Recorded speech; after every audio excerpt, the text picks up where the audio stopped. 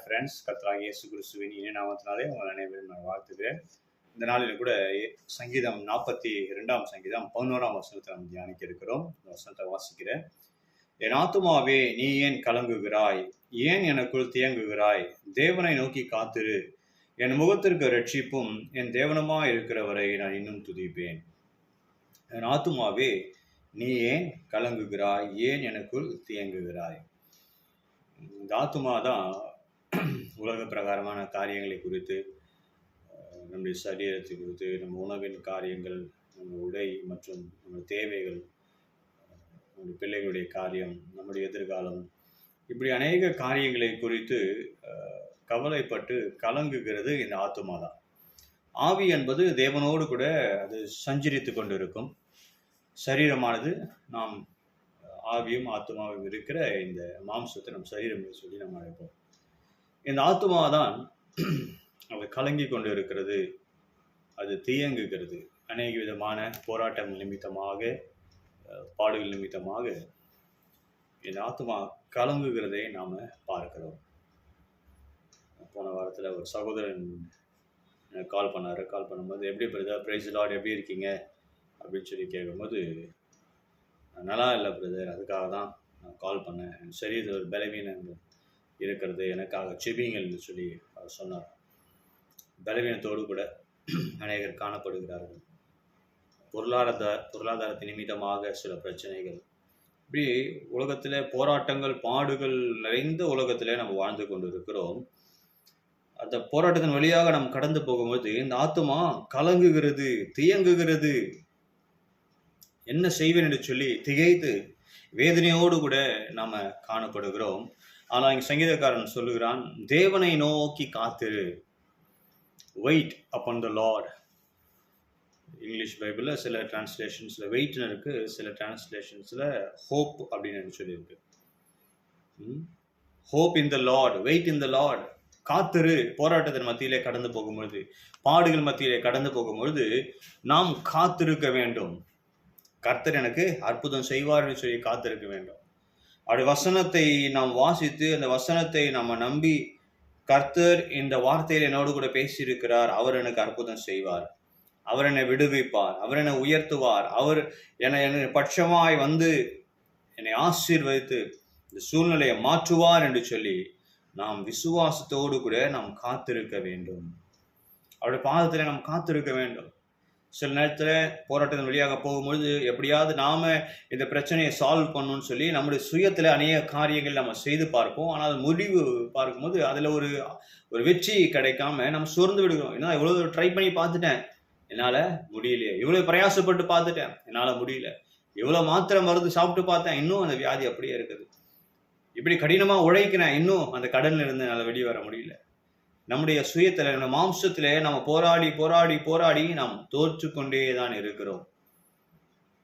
அதனால வசனம் சொல்லுவது, கர்த்தர் என்ன எதிர்பார்க்கிறாருன்னா நம்ம காத்திருக்க வேண்டும். தேவனை நோக்கி நம்ம வெயிட் பண்றதில்லை, தேவனை நோக்கி நாம் காத்திருக்க வேண்டும். கர்த்தரை மேல விசுவாசம் வைத்து கர்த்தர் அற்புதம் செய்வார் என்று சொல்லி காத்திருக்கும் பொழுது கர்த்தர் நமக்காக யுத்தங்களை செய்வார். ஹல்லேலூயா. சங்கீதம் 138:8 வாசிக்கிறோம், கர்த்தர் எனக்காக யாவையும் செய்து முடிப்பார். அவர் காத்திருக்கும் போது ஒரு நாள் அவர் நம்மளை கைவிடுகிற தேவன் அல்ல. தேவனை நோக்கி காத்திருன்னு சொல்லிட்டு, என் முகத்திற்கு ரட்சிப்பும் என் தேவனுமா இருக்கிறவரை நான் இன்னும் துதிப்பேன். இன்னும் துதிப்பேன்னா, இது வரைக்கும் துதித்து கொண்டு இருந்தேன், இப்போ போராட்டத்தின் வழியாக கடந்து போகிறேன், பாடுகள் வழியாக கடந்து போகிறேன், உபத்திரவத்தின் வழியாக கடந்து போகிறேன். இப்போ நான் இன்னும் அதிகமா என்ன பண்ணுவேன்? துதிப்பேன். நான் ஆசீர்வாதமாய் எல்லாம் நன்மையான காரியங்கள் நடக்கும்போது நான் துதித்தேன். ஆனால் போராட்டத்தின் மத்தியில இன்னும் அதிகமாக நான் என்ன பண்ணுவேன்? கர்த்தரை நான் துதிப்பேன். அதுதான் அந்த வசனம், நான் இன்னும் துதிப்பேன்.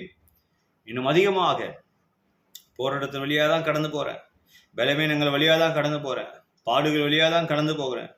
ஆனால் அதன் மத்தியிலும் நான் கர்த்தரை துதிக்க துதிக்க துதிக்க, அவரை ஆராதிக்க, அவரை உயர்த்த, அவரை மகிமைப்படுத்தும் பொழுது ஆண்டவர் கடந்து வருவார். ஹல்லேலூயா, ஹல்லேலூயா. அவரை துதிக்கும் பொழுது, அவரை துதிப்பதற்கு தான் கர்த்தர் நம்ம தெரிந்து கொண்டு இருக்கிறார். ஹல்லேலூயா. அப்போ உபத்திரவத்தின் மத்தியில போகும்போது நம்ம துதிக்க துதிக்க துதிக்க துதிக்க அவருடைய கிருபை நம்ம மேல் கடந்து வரும்.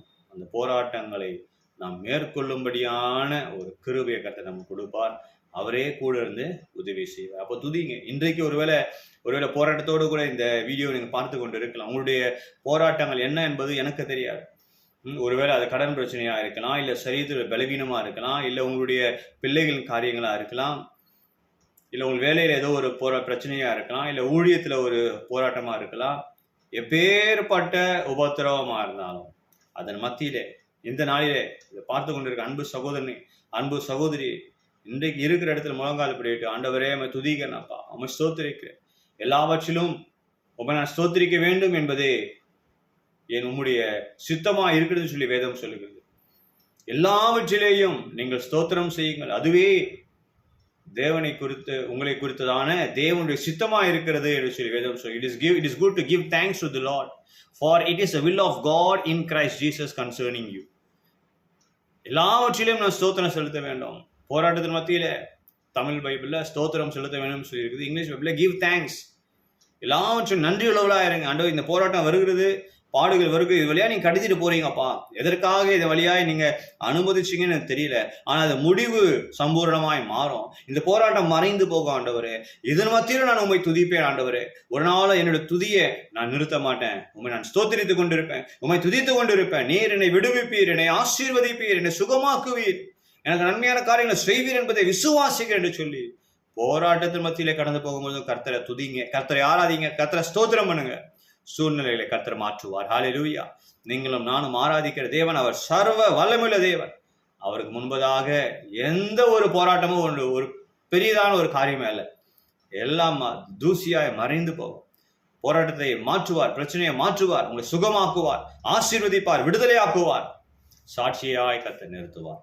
அதனால் இந்த நாளிலே உங்கள் ஆத்துமா கலங்கி தேங்கி கொண்டு இருக்கலாம், கர்த்தருடைய பாதத்துல காத்துருங்க, கர்த்தரை துதிங்க, கர்த்தர் பெரிய காரியங்களை செய்வார், உங்களை சாட்சியாக நிறுத்துவார்.